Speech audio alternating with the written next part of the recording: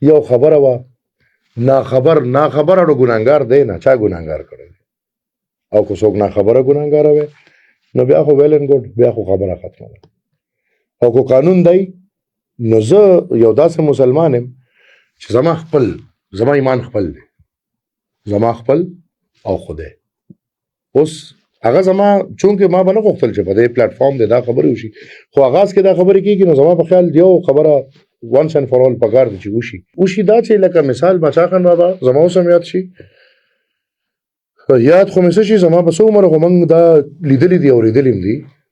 چې هغه په دې اخري عمر اخري دوره یې کوله، بن وړښت ته راغی، هلته یو جلسه وه، خلکو ته ولاړو ناستو،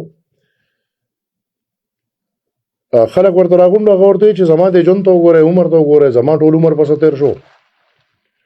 او زما قام تر دې وخت پورې په دې هم پیله شو چې دا عبدالغفار چې دی چې دا مسلمان دی که نه دا کافر. دا د 85-84 خبره ده چې د هغه د ژوند اخري لمحات دي. 100 کاله کې دا د کفر دا فتوې، دا تورونه، دا الزامونه، دا زما په کورنۍ لګېدلي دي.